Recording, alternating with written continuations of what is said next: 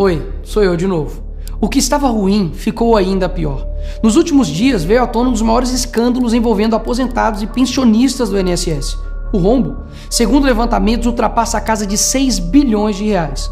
4 milhões de idosos roubados e a maioria das vítimas do Norte e Nordeste. Mas isso todo mundo já sabe.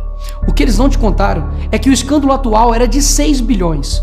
Hoje, com um novo relatório da CGU, mostrou que só em 2023, 35 mil reclamaram de fraude e o valor movimentado, 90 bilhões. 90 bilhões. Nós estamos diante do maior escândalo de corrupção da história do nosso país. E o golpe era o seguinte: aposentados eram filiados sem consentimento, tinham valores descontados direto do contra-cheque ou faziam empréstimos que eles nunca pediram. E daí, quando reclamavam, nada acontecia.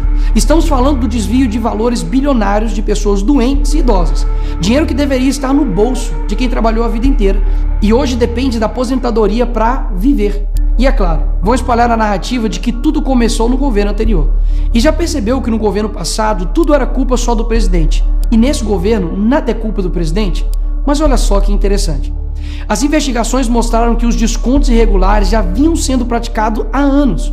O que levou o governo Bolsonaro, em 2019, a apresentar a medida provisória 871, justamente para combater esse tipo de fraude em descontos. Ele obrigava os sindicatos e associações a comprovarem, a cada 2 anos, que o aposentado realmente estava autorizando aquele desconto. Adivinha quem ficou contra?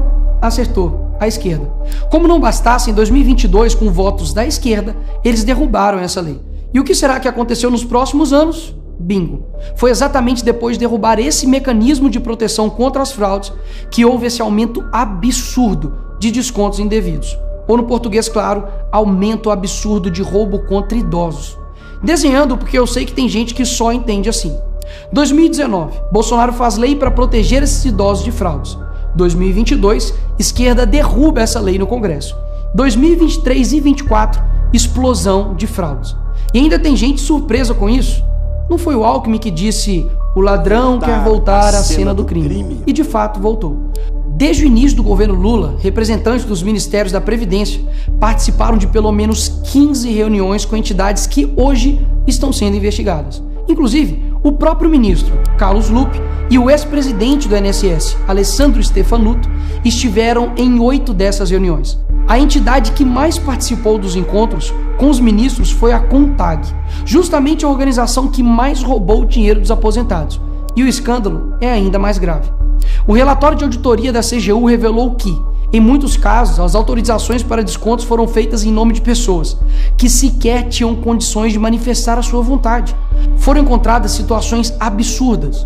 Pessoas com deficiência grave, impossibilitadas de assinar qualquer documento, indígenas que vivem em aldeias remotas e não sabem ler ou escrever, e até aposentados que nem moram no Brasil.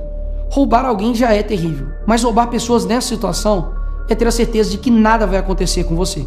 Não é à toa que o relatório do próprio INSS mostra que o governo tinha ciência e sabia como barrar os descontos desde 2023. O Tribunal de Contas da União também sabia da denúncia desde 2023. Desde essa época, poderia ter ajudado as pessoas que foram vítimas, mas o julgamento ficou parado por mais de 1 ano, por um ministro do TCU indicado por Lula. E o sindicato investigado era do irmão do Lula. E o filho do Lewandowski, ministro do Lula, advoga para outra entidade acusada de fraude do INSS. É o país das coincidências. Ou seja, reuniram com entidades investigadas, foram avisados, confessaram que sabia e ignoraram. Fingiram que não viram. Agora, com a pressão do escândalo, o governo Lula trocou o ministro e só. Nenhuma consequência para ele. Engraçado, né? Se o pobre erra o CEP no cadastro, é fraude. Mas se o sistema desvia bilhões, é só trocar o responsável. O mesmo responsável que em 2011 também foi trocado pela Dilma por corrupção no seu ministério. Isso mesmo. Lula escolheu Carlos Lupe, um cara com histórico de corrupção para cuidar do dinheiro de idosos e doentes. E depois de 14 anos ele volta e cai de novo da mesma forma. Tudo isso está acontecendo e sabe qual é a solução do governo? O INSS usará o dinheiro do povo e devolverá o dinheiro aos aposentados e pensionistas. Traduzindo, as vítimas vão ressarcir o prejuízo das vítimas. E os criminosos, Nicolas, seguirão livres, sem punições. Que bela democracia. Eles roubam e quando a gente descobre, eles mandam a conta pro povo brasileiro pagar. Assim fica fácil roubar. É o crime perfeito. Tá, Nicolas, mas o que vocês estão fazendo contra isso?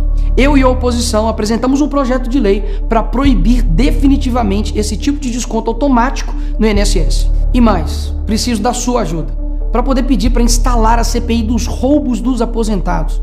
E será lá nessa comissão que vamos investigar mais a fundo e poder colocar na cadeia quem foi responsável por isso. E aí sim, fazer com que eles devolvam esse dinheiro, não que você pague essa conta.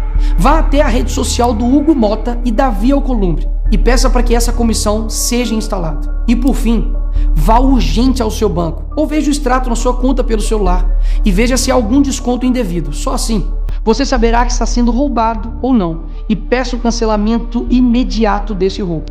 E sim, o tempo passa rápido. Eu sei que muitos não pensam no futuro, mas um dia ele chegará. E que nesse dia tenhamos feito algo para chegar aqui diferente do que estamos vivendo agora. Ninguém aguenta mais um país que só desanima a gente a cada notícia. Mas para chegar aqui diferente, a gente precisa fazer algo diferente agora.